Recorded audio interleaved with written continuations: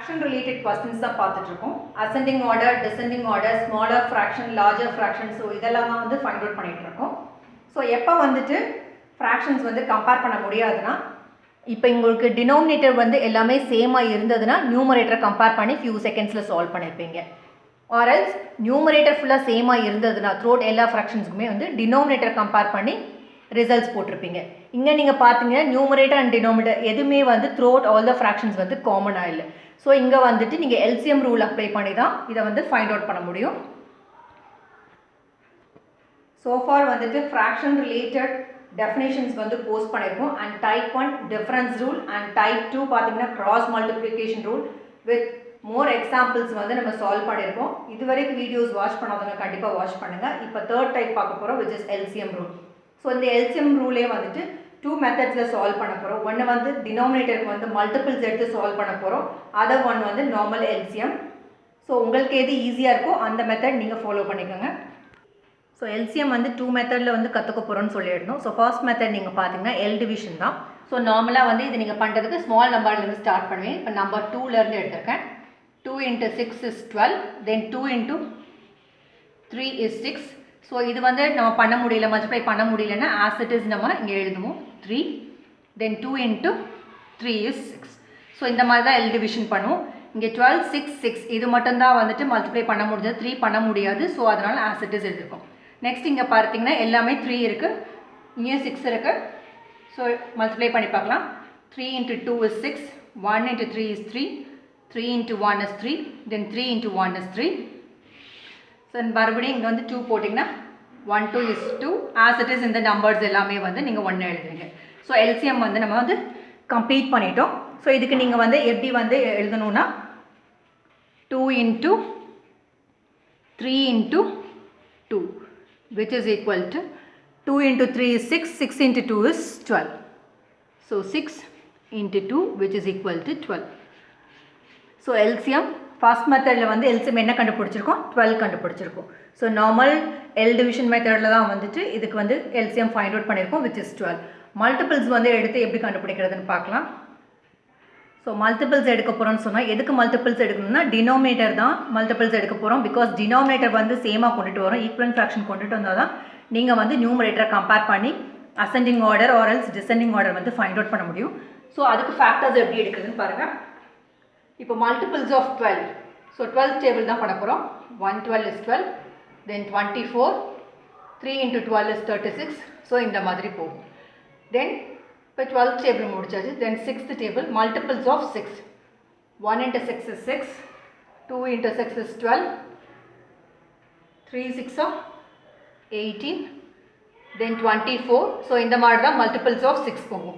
Then multiples of 3, third table பார்த்தீங்கன்னா 1 3 is 3, 2 3s are 6, 3 3s are 9, 4 3s are 12, 5 3s are 15, then so on. So இங்கே 6 மறுபடியும் பண்ண தேவையில்லை because already நம்ம multiples of 6 எடுத்துட்டோம். So இந்த ஆல் 3 இது multiples of 12, multiples of 6, multiples of 3 இதை நீங்கள் கம்பேர் பண்ணிங்கன்னா இங்கே காமனாக இங்கே பார்த்தீங்கன்னா நம்பர் 12 இருக்கும் which is least common multiple. So least common multiple என்னது எல்சிஎம் வந்து 12. ஸோ நம்ம ஆல்ரெடி பிகினிங்லேயே பார்த்துருந்தோம் 2 மெத்தட்ஸ் வந்து நம்ம சொல்ல போகிறோம்னு சொல்லிட்டு. ஸோ ஒன்று வந்து L division method, other one பார்த்தீங்கன்னா ஃபேக்டர்ஸ் எப்படி எடுத்தோம்னா மல்டிபிள்ஸ் வச்சு டினாமினேட்டரோட மல்டிபிள்ஸ் வச்சு எல்சிஎம் ஃபைண்ட் அவுட் பண்ணியிருக்கோம் விச் இஸ் 12. ஸோ ரெண்டு மெத்தட்லையுமே பார்த்தீங்கன்னா லீஸ்ட் காமன் மல்டிபிள் வந்து 12 தான் வரும். So using L division LCM வந்து 12. அதே மாதிரி மல்டிபிள்ஸ் எடுத்த போதும் வந்து எல்சிஎம் என்ன கிடச்சிருக்குன்னா 12 கிடச்சிருக்கு. ஸோ நம்ம ஏன் எல்சிஎம் வந்து ஃபைண்ட் அவுட் பண்ணோன்னா கொடுத்துருக்க ஃப்ராக்ஷன் எல்லாத்துக்குமே வந்து டினாமினேட்டர் வந்து 12 கொண்டுட்டு வரணும். ஸோ தட் டினாமினேட்டர் வந்து சேமாக இருக்கும்போது நியூமரேட்டரை கம்பேர் பண்ணி ஃப்ராக்ஷன்ஸை வந்து ஆர்டராக வந்து அரேஞ்ச் பண்ண முடியும்.